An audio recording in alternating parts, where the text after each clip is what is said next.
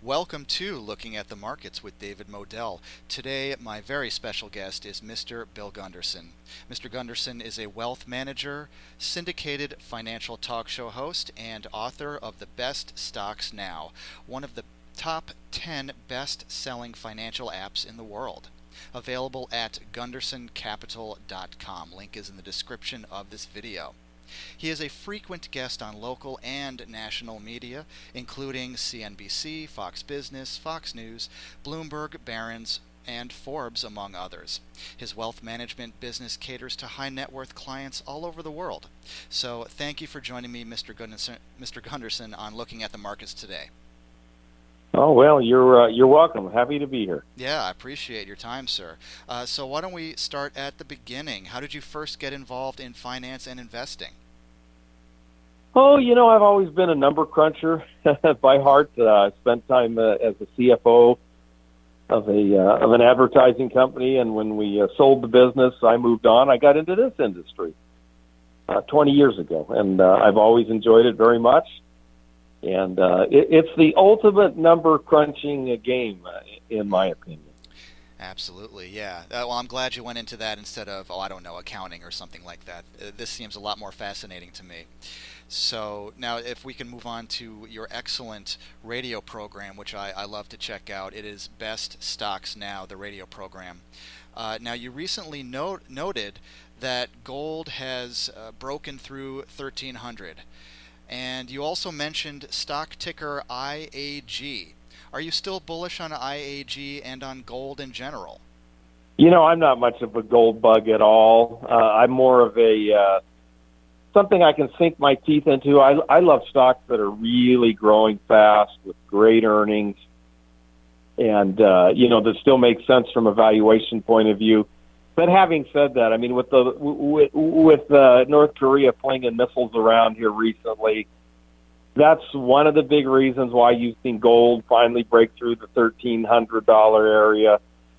And we've also had the dollar just has been getting hammered lately. Yeah, that's helping out gold. So, but I'm not one of those. I'm not a Peter Schiff, sell stock, buy gold. No, I've been bullish on the stock market for the last 8+ years, and I very rarely delve into the gold markets. But when I see something noticeable happening, I'll send out a tweet about it or mention it. Sure, absolutely. Now, one of your most compelling episode titles is "The 8-year plus bull market will end when this happens, ... Now, specifically, what are the telltale signs of the end of an aging bull market? Look, and the most simple rule to me to remember as an investor is that stocks and indexes or markets follow earnings.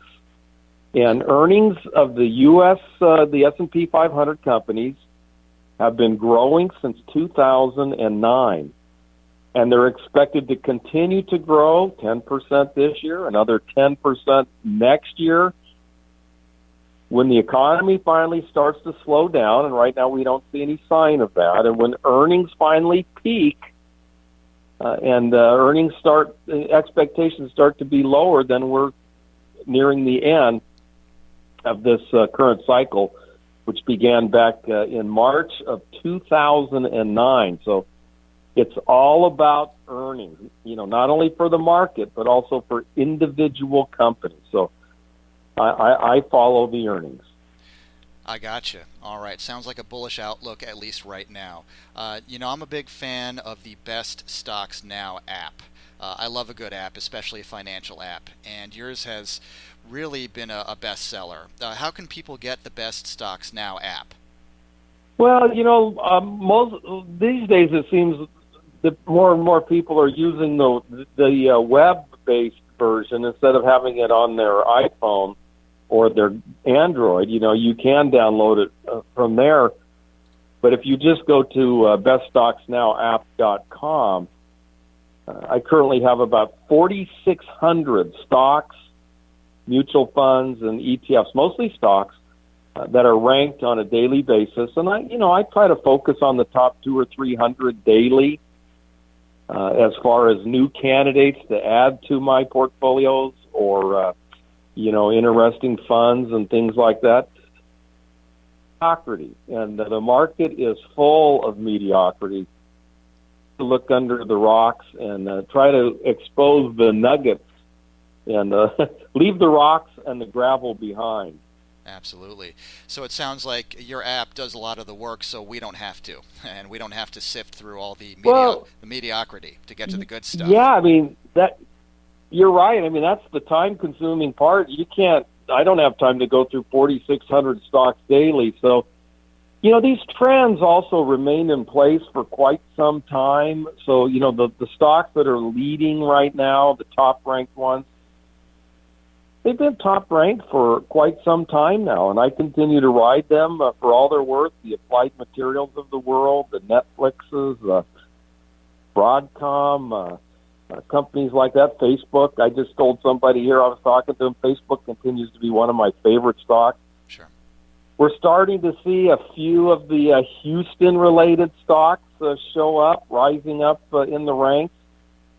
And there's also been a little movement amongst the biotechs here recently. Bluebird would be one. Yep.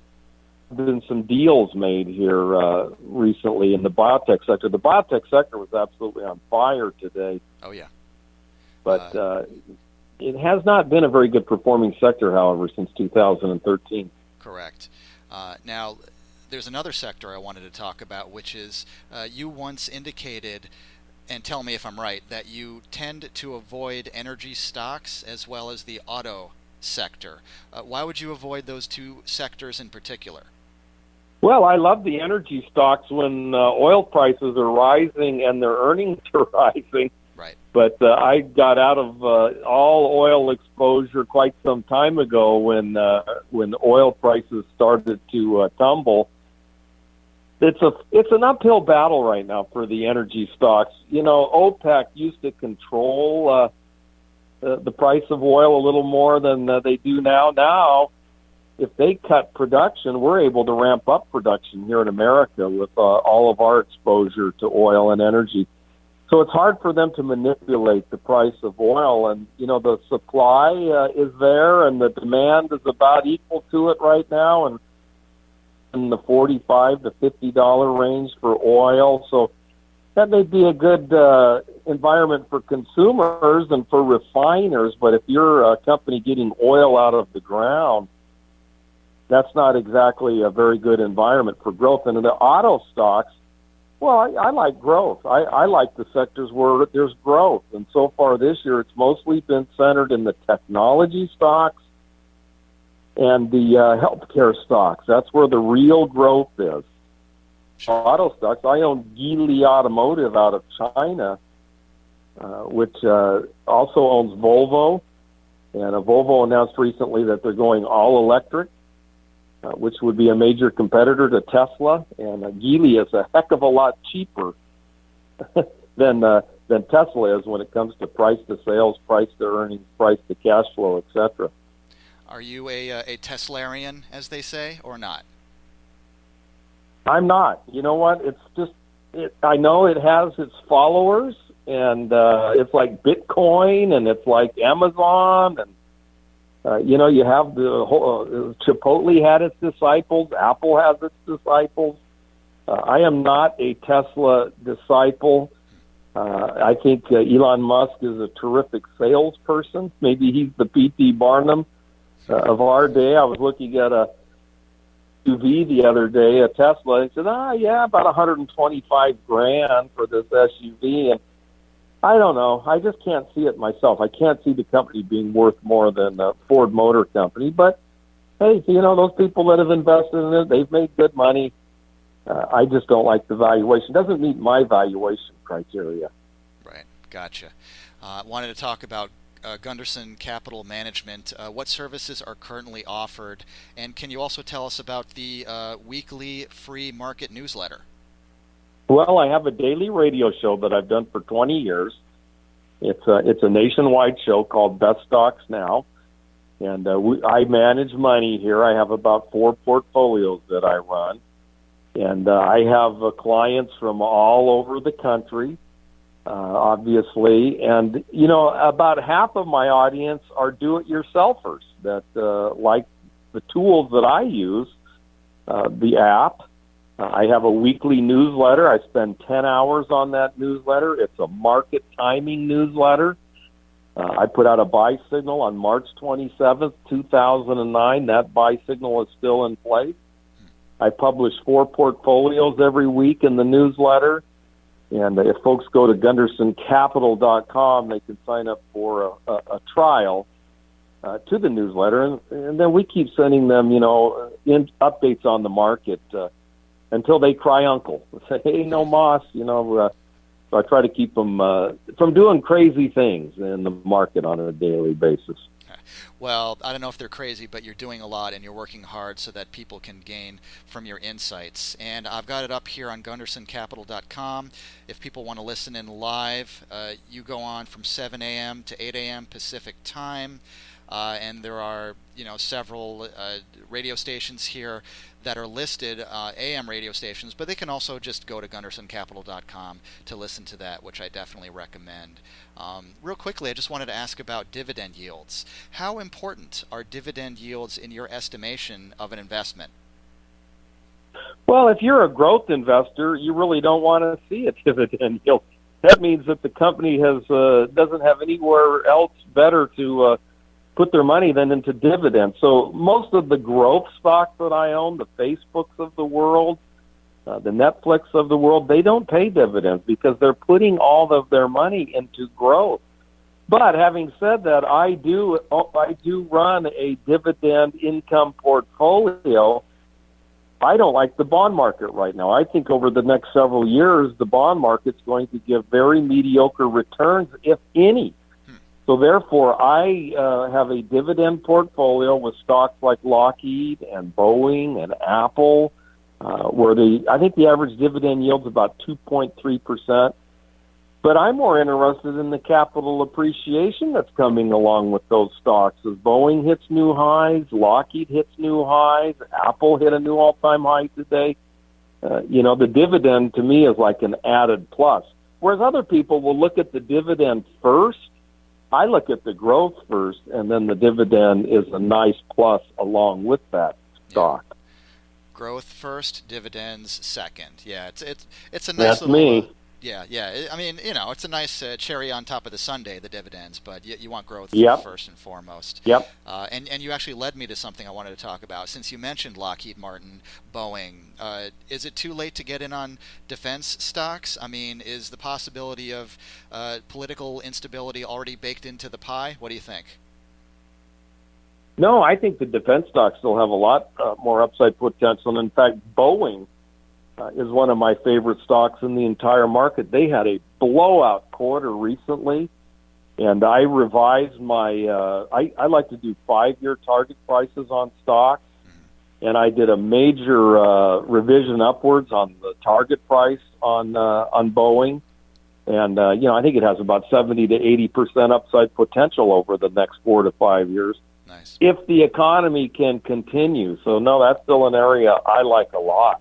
Yeah, I'm liking it too. And then finally, I just wanted to ask on a personal note, you know, you've been in the financial space for a long time, but what prompted you, and I guess somebody could ask me the same question, what prompted you to get into the broadcasting business, and what have you learned from all this? When I first got into the business, I had a guy that worked with me sitting next to me in the office next to me. He had a little radio show, and I had never done anything like that in my life, and he invited me on the show one day. This was about 20 years ago. He's long gone from the business. I've been on the radio ever since. And, you know, from my perspective in this business, it sure is a lot more fun to go do a radio show every morning than to pick up the phone and call people, which a lot of people do in my industry. Yeah. And so I love doing the radio. I've been on TV many times. I never thought I had it in me, but I enjoy it greatly. It's one of the favorite parts of my day is doing that radio show every morning. I could tell. You know, when I go onto GundersonCapital.com and I listen to your live broadcasts or the rebroadcasts, I can see your joy in doing it. I can see your passion and your expertise as well. Absolutely. Yeah, yeah, and it's a gift. And you got a great voice too. So you know, I hope you keep doing this. You know, year after year, so we can all benefit from it. I hope people will go to GundersonCapital.com, check out the newsletter, take advantage of the app, the free trial. You know, there's so much good stuff on this website. Also, finally on social media, how can people contact you on Twitter, etc., as well as if they just want more information, how can they get in touch with you? Well, I have 50,000 followers on stocktwits.com, which, also feeds into Twitter. And I have a lot of folks, that follow me throughout the day on social media, because if I see something that makes my eyeballs pop out, I'll send out a quick little tweet, maybe 4 or 5 a day. And then people send me emails and whatnot. And my website, GundersonCapital.com, has, if you want to contact me, you're able to do that also. Fantastic. I'm going to put all that in the description of the video. I know you're a busy man because we're both watching the markets constantly. So Mr. Bill Gunderson has been my guest. You're welcome back anytime, sir. Thank you so much for joining me today on Looking at the Markets. Okay, well, thank you, and good luck to you. Thank you for watching. Please like, comment, and subscribe. And I'll see you next time.